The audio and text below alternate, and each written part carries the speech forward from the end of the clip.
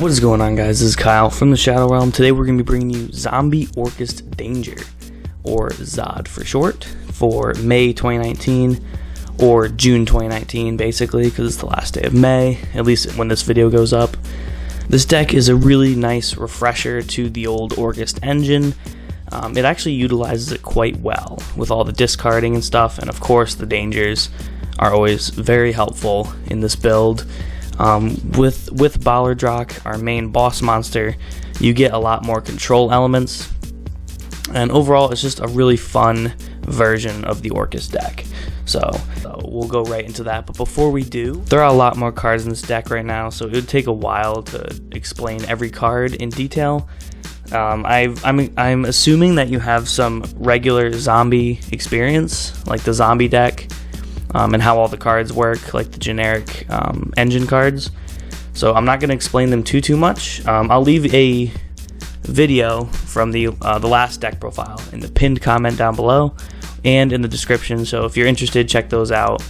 But without further ado, let's go right into it. So start off, we have our triple Unizombie as always. Just really awesome normal summon. And then you have your triple Mizuki. I'm waiting on the other gold rares for that guy.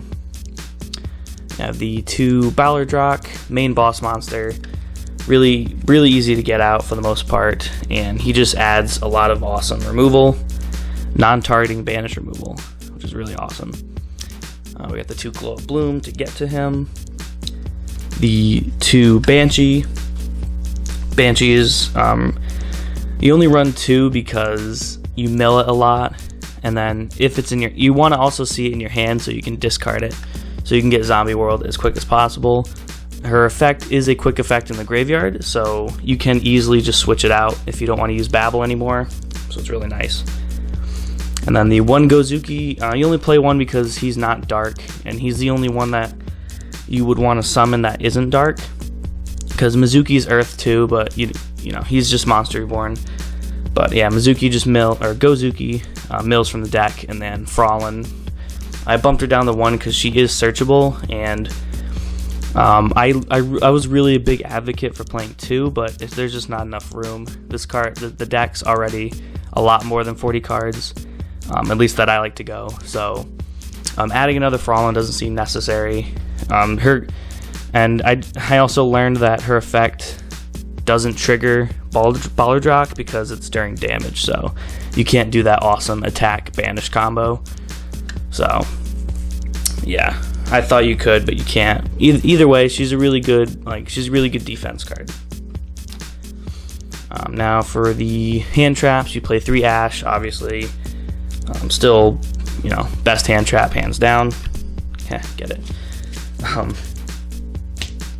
Anyway, now onto the dangers. I'm still playing the budget variant, so I'm sorry, but you have the triple Mothman. I would still play triple Mothman, or at least 2 in a non-budget build. Chupacabra, 3 of. I would obviously take this out for the better ones. He's not that great. Thunderbird's really good because you don't really have that much back row removal, so his effect also is really nice. Our deck is really good at removing monsters, non-targeting banish and removal, and just popping a bunch of stuff, but the back row we're kind of lacking, so Thunderbird's really good. And then these are the three ofs that you'd want to play. If you have a little more money than I do, you can go ahead and put those in, but I think the amount of dangers is pretty optimal, to be honest. So that will do it for the dangers. Now for the 2 little small engines here, we have the Orcust engine, so of course we have 2 Nightmares, 1 Harp Horror, and 1 Symbol Skeleton. So you run 2 Nightmares because you can, if you draw her, discarding her is very nice. But also with Harp Horror, if you already went through all your plays and these are in the graveyard, you still have another target in the deck, which you can then use Galtea to shuffle it back, and it's just really good. So those are the Orcusts, pretty standard. And then we do play the Phantom Knight engine because it really does not brick. Like, I'm serious, it doesn't. It just doesn't. So you have the cloak and the boots. Cloak, obviously, you banish. You add boots. Boot summons itself if you have a Phantom Knight. So obviously you're gonna have the link. So Rusty. So that's gonna do it for the monster lineup. We've got a lot of monsters in this build. Let's go right to the spells. So your combo deck, so you're obviously going to want to be playing the triple Call by the Grave. The mermaid is very susceptible to getting ashed, and depending on your hand, that can end your turn. So you really want to have this. Next, we have the 2 Zombie World. This is your main zombie card, I guess. It really helps you out, and it's really nice if you have Bollard Rock on field, because then you can just do some awesome control plays, and honestly, it lets you take advantage of Mizuki a lot more. So this card's really awesome, and you can run the zombie, like you can do the zombie strategy independent of the Orcas strategy if you really want to. In certain circumstances, that might be beneficial. So you still play 2 of those. 2 Super Poly. This card's just nuts. I'm so glad it's back at 2. It really does help you, especially with Zombie World, because not only are you discarding, which is just awesome in general, but you're also just wiping the board, and you get a big body, and it's really awesome. So now for the 1-ofs, you have the 1 Babble, because it's searchable. The 1 Foolish Burial. Well, you also use Babble for the disruption play. So you have Rusty, and then Babble. You can use Symbol Skeleton to bring back Dingirsu, summon to a zone Rusty points to, and you get to pop 2 cards. So this card's actually pretty important. Anyway, you got the Foolish Burial. This is like the best card in the deck, probably. And then the Monster Reborn, another really good one. Just gonna do it for the spells. And for the traps, we're gonna play 2 traps. We'll play the Crescendo and the Fogblade. So Crescendo is literally Solemn Judgment. Really nice. If you only want to do this if you have Babble already in your hand or something, or if you're just going for the strict zombie play, because you'd want to set Babble, in other words. And then of course you have the Fogblade for the Rusty target. It's just a really nice monster negate. So that's going to do it for the main deck. Let's go right to the extra. So for the extra, since you are taking advantage of Zombie World, I still think running 2 Vampire Suckers is pretty good, because it makes it really easy to send stuff to the graveyard, and you're summoning from the graveyard a lot, so you just get to draw a card each turn. It's really nice. Now for the Orcus, you have the 2 Galteas. You need 2. I don't think 3 is necessary, but 2 is definitely a must-have, because you use this one, and then you recycle your resources, and then next turn you kind of need to make, or you can just make another one in the same turn to get rid of the Dingirsu if you need it. So I would definitely run 2. And of course the 1 Dingirsu. I only have 1. If you want to run a second one, you might be able to take out one of the Link 4s, like Saryuja, for example. I don't really go into him too much, so if you really need to, you can. So it's going to do it for like the main. Those are what you're going into most of the time. Now, the Nightmares. So you have the 2 Mermaid. Very, very important card. Gets all your plays started, so that's why you need 2. The 1 Cerebus, 1 Phoenix, and 1 Unicorn. All these discard, so I mean they're just awesome. Really awesome toolbox cards. So let's gonna do it for the Nightmares. Now for the higher links, we have Rusty.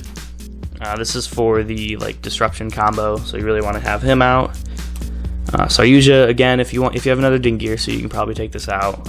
He's still really powerful, but I don't go into him too much. And Borreload, I also don't go into him too much unless I need to really destroy a board. Borreloads is the way to go. So that's going to do it for all the Link monsters. Now finally we have 2 Super Poly targets. We have Starving Venom and Dragon Necro. So Dragon Necro just requires 2 zombies, which is awesome. It has a really cool effect where basically if it attacks something, you make a token.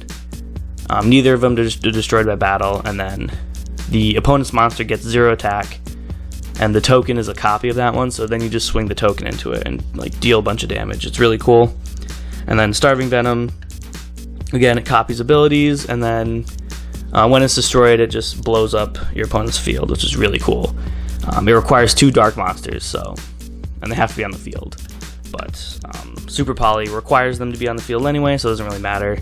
And a lot of decks use dark monsters, so Starving Venom's always going to be good. So that's going to do it for the extra deck. So for the sideboard, Orcust is a really big thing right now, obviously. So I chose to run the triple Winter Cherries. This is because you have 2 mermaids, and if you can just get rid of your opponent's mermaid before they do something, because if you're going against Orcus, they're going to want to go first.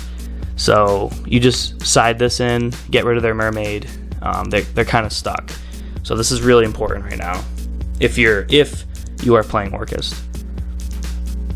You have the triple Pankratops. I know this one isn't in the sleeve. Don't comment about that. It's just I'm missing one right now.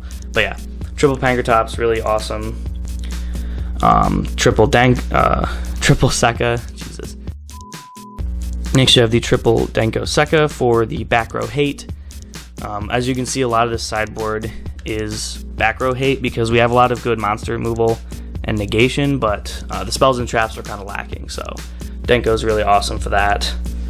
I'm waiting on the 3rd one, and then the 3 Twin Twister, obviously, and the 3 Evenly Matched. Again, also really good against the Orcust matchup because they're going to want to go first, and really good going second. Anyway, guys, that's going to do it for the deck profile. I really hope you guys enjoyed. Leave a comment down below letting us know what you think. Leave a like if you liked it, and consider subscribing if you enjoy our content. In fact, we have a really awesome duel coming next week after this video comes out. Really fun duel. It was a blast, so I'm pretty hyped to show you guys that. But this deck, I just love it so much. The zombie engine, I really enjoy it. If you have any recommendations of what I should do, again, leave those in the comment section down below. I read all of your comments. So anyway, guys, thank you so much for watching, and we'll see you in the next video.